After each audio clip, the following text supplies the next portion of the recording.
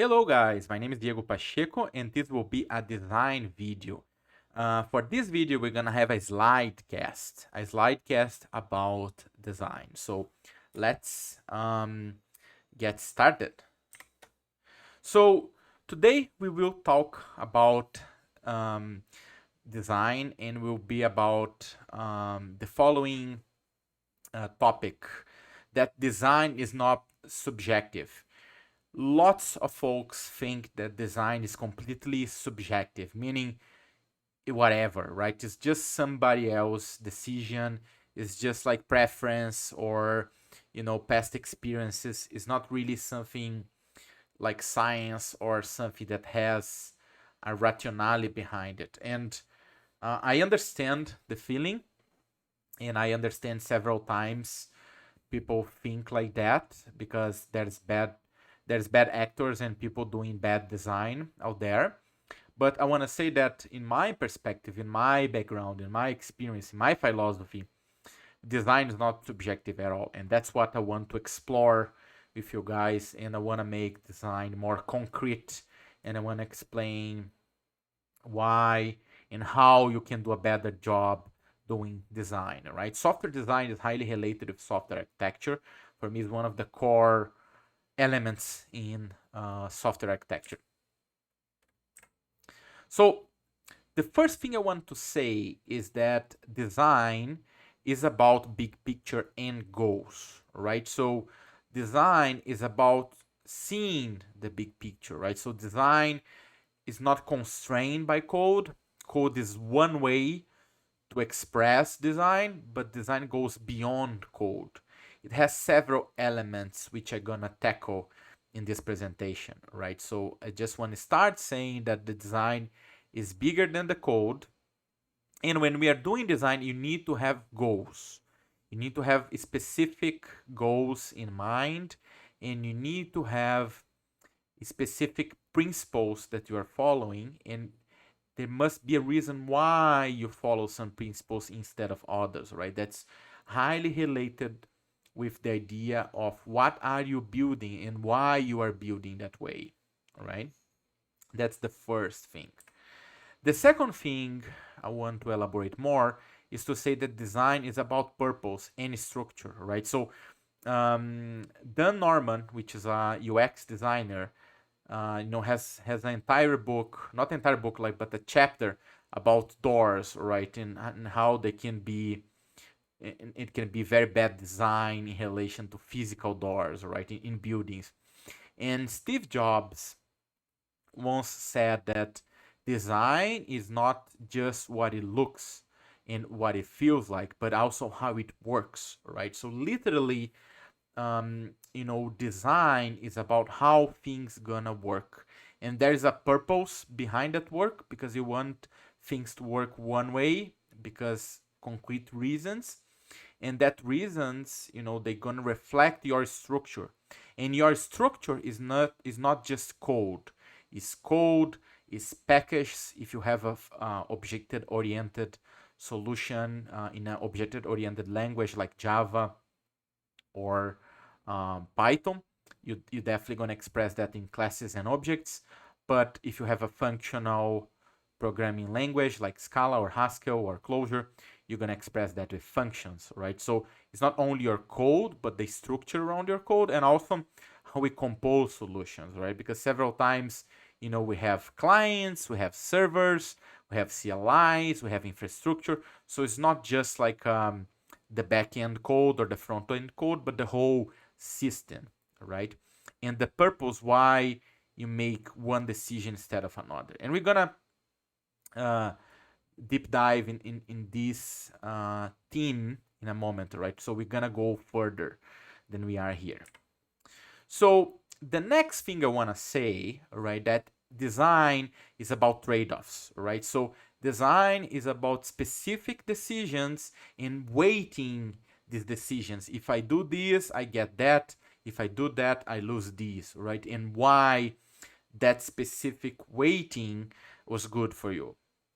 And one thing I want to point out is the fact that sometimes people confuse code problems with design problems.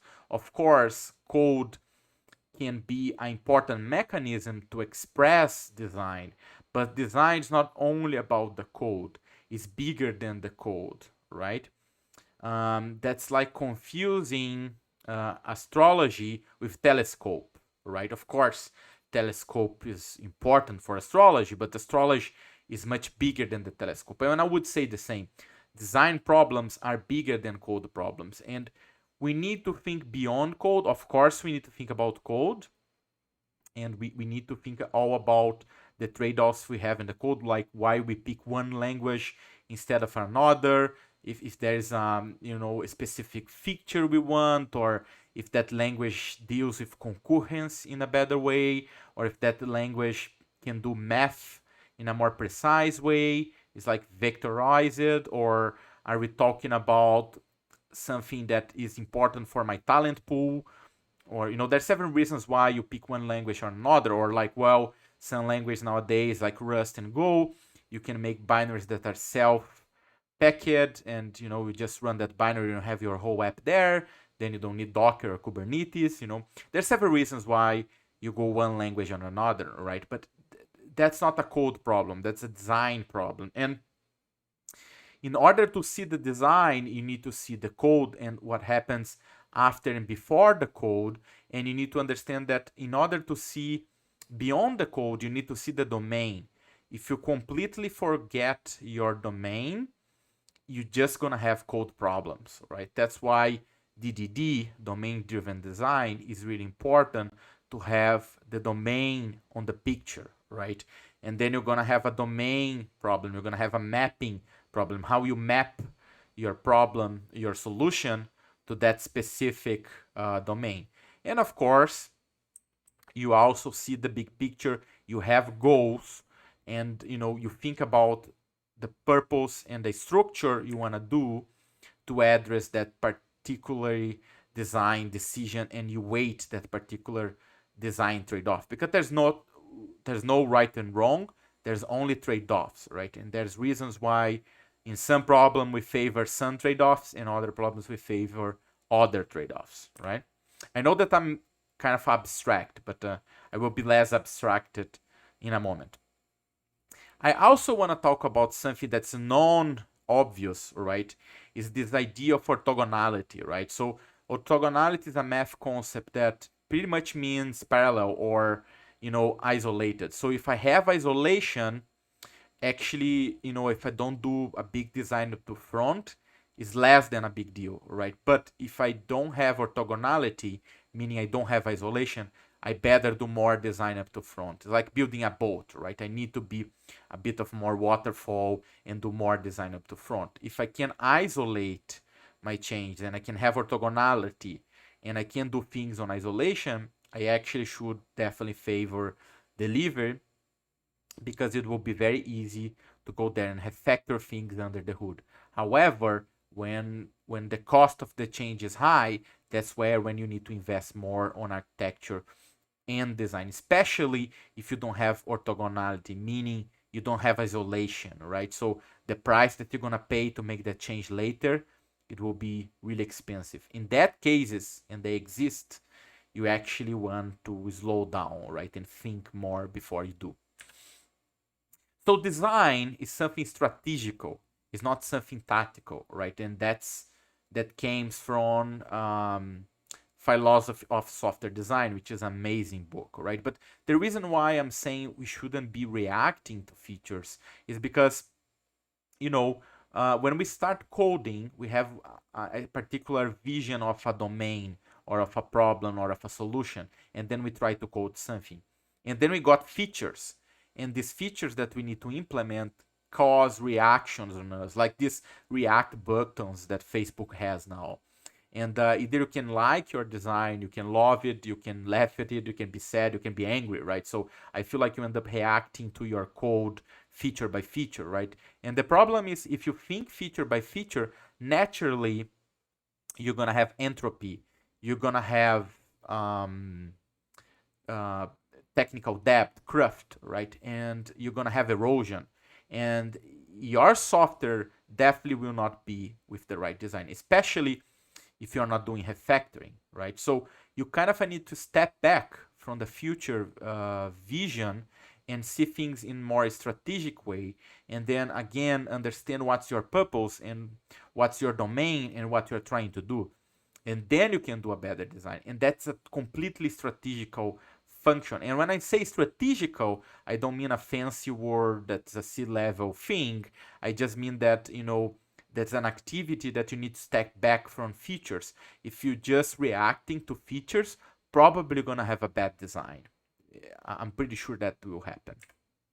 So with that, we sort of arrive in some sense of duality, right? Like, if we have a boat and we change one piece of that boat, is the same boat or is a different boat? And if we keep doing that until that, we change it all the pieces of the boat, now do we have the same boat or we have a different boat? And both are right? So you have the same boat and you have a different one. And that's what happens with design, right? There's this trade-off between think and deliver. And I feel like every time someone brings this up is because a way to justify the bad design, right? But I totally understand that, we need to deliver things, and that's how companies make money, right? And oftentimes, bad code and bad design out there is making billions of dollars, right? So, but that's not a justification, all right? For sure, you need to balance thinking and deliver, right? Design and deliver. But my point is, if you have orthogonality, meaning you have isolation, well, it's not a big problem to change things on the hood. You can replace a whole language, a whole stack of frameworks, the whole code base, and everything gonna be fine. But for non-orthogonality, that's really complex. And I think Facebook is a good example of that. If you look Facebook, the mantra, the motto for the early days was,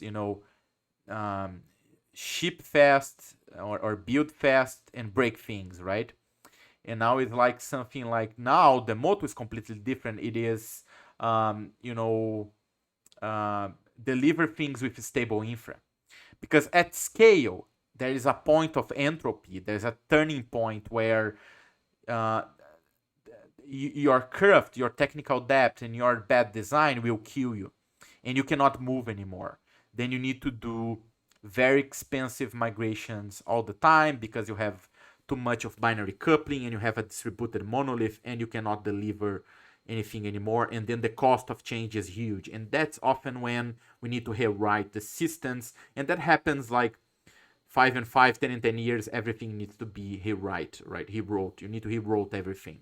And that happens because we offer too much optimized just for deliver and not paying the technical debt, not have factory, not doing design.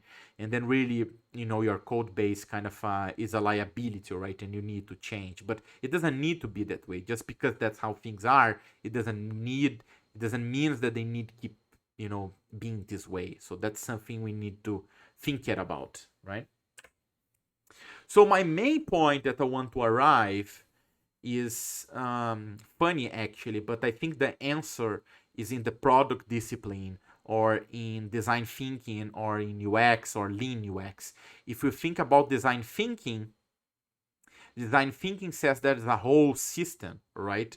And there's several aspects of the user experience that matter, like the navigation, the structuring, the colors, the usability, doing research about the users, understanding what jobs that the user needs to do to be done, right?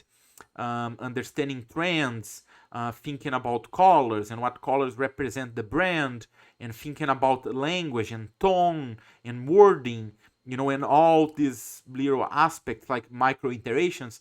And so if we think about design, is a bunch of decisions that will shape a specific user experience, all right? So software design is exactly the same. Is a lot of decisions in several technical aspects that will shape the experience of either the developer or the user of that system, often to the developer, right? Because we build software for other developers, meaning backend systems or even like if you think about DevOps engineering, right? So you build infrastructure for other developers. So we need to understand that software design is like product design. It's the same design, but one is external and the other is internal, right?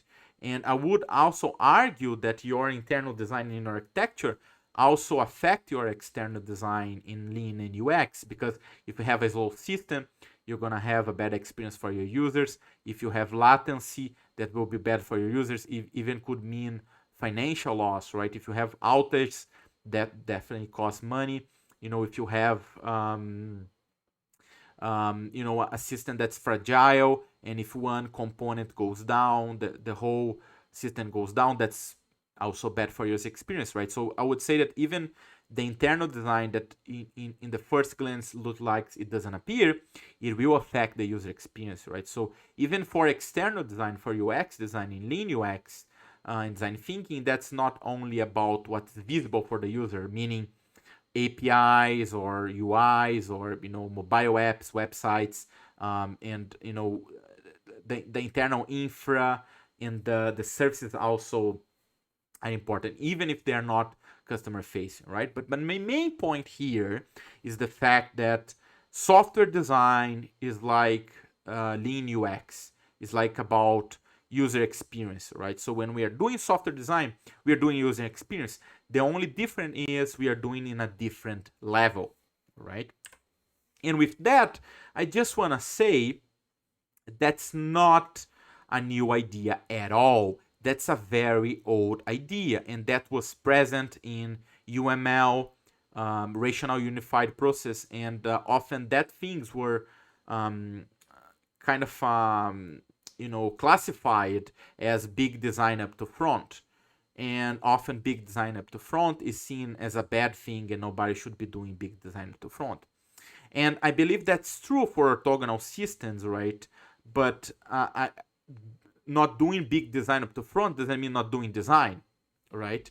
And I think big is what makes difference, right? But like I said before, if you don't have orthogonality, actually you want to do big or even large design up to front, right? But one thing I want to call out here, if we look to UML kind of gave us perspectives, right? And things to think about. So let's think about our structure and what structure means. Structure means classes. So let's think about what classes should we create. And then we have objects. Let's think about what objects should we have.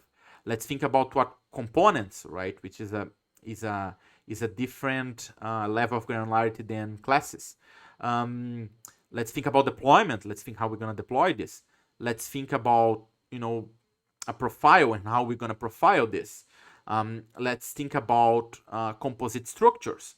Let's think about packages, right? That's another way to group sort of a module and have modules for the application. And that's just in structure. But also UML was talking about behavior. So let's talk about use cases.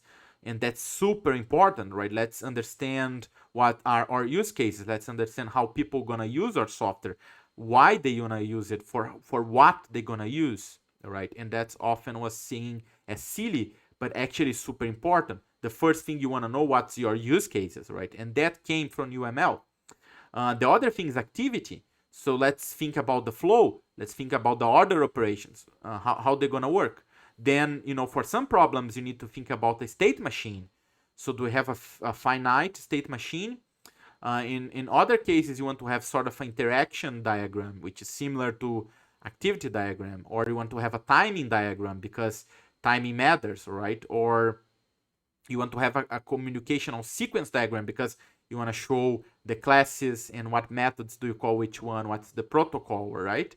So long story short, UML actually bring it lots of things for us to think about it, right? The sense of a structure and behavior, right? And all these decisions are not made by mistake, right? And I think one of the big problems that happen on the industry is often when people were applying UML, they were applying for CRUDs, right? For basic operations where you create data, you read data, you update data, and you do search. And often that was in a relation database. If you're doing CRUDs, really there's not much design you need to do.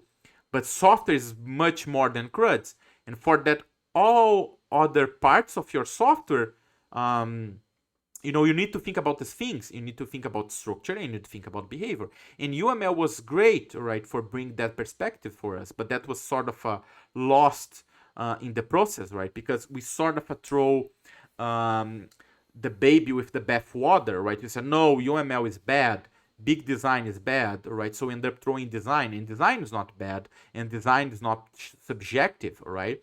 So there's other aspects we need to think about, like API modeling, for instance. Do we want to return XML? Do we want to return YAML? Do we want to return gRPC? Do we want to expose that in a REST API, in a RESTful API, in sort of POX or GraphQL? Do we want to have that code in a service, in a BFF? Do we want to have that on the mobile? Do we want to have that in a sidecar? How we want our consumers to consume that? Do we want in a remote service? Do we want an embedded service? Do we want in a library? Do we want in a platform like Kubernetes? Or do we want in a sidecar like Prana or Eureka? So really there's so many other aspects beyond the UML that today we need to think about it, right? Because what are we building? Are we building a domain service that's part of a business domain, like sales or financial, right? Or are we building a generic cross-cutting infrastructure concern like authentication, authorization, encryption, observability like logging or tracing, right? So really, depending on what we are building, then we're gonna choose language for a specific reason. We're gonna choose how we structure our code if we want to have more visibility, if we want to optimize for extension, or we want to abstract things so the users cannot do mistakes and they have less radius for doing mistakes, or do you want to deliver that as a service, as an embedded service, as a remote service, as a library, right? And all these decisions depends on performance, or they depend on use cases, right? So you see, in the end of the day, we're gonna make several decisions in sense of language, frameworks, structure, where the code lives, how we deliver this code, and inside of the code, we're gonna decide specific structure and layout for classes and functions, and all that decisions are not subjective. They are driven by a big view, right? A big belief in sense of principles, like what principles are you following? Like, are you following separation of concern? Are you following extensibility? Are you following leveraging abstractions? Are you following hiding information, right? And what use case do you have? What access patterns do you have? Why do you want like a compiled language? Why do you want a language with a dynamic VM or not? How much concurrence do you need to have there? And even like what classes do you make public or private, right? Should you be using Spring? Should you not be using Spring? And all of the decisions are not subjective. They're all following the problem you want to fix, the use cases you have, and the experience you want to drive. And then suddenly all that decisions, they're gonna be tied together in a big system. And that's why I say software design and lean UX are exactly the same thing, but operating under different domains. All right. And I highly recommend this book that talks about philosophy of software design. It also tackles some interesting aspects, like why sometimes patterns they don't work for us any longer. I also gave a similar view here, but rather different in sense of like confusing code problems with design problems. All right. That book also talks about testing and documentation. Is a really, really good design book. And that's the same guy who created the Raft consensus protocol paper, right? So that guy is both a professor and a practitioner. So it's a really good book. And one thing I want to say is like, don't throw the baby with the bathwater, right? So don't think design is subjective. Hopefully with this video, I could prove to you that design is not subjective, and all your decisions, they should be driven by something, all right, by some place you want to go, some vision that you want to do, and what you don't want to do it, right? So you have goals and non-goals. And that's it for today. I hope you guys like it. See you next time. Take care. Cheers.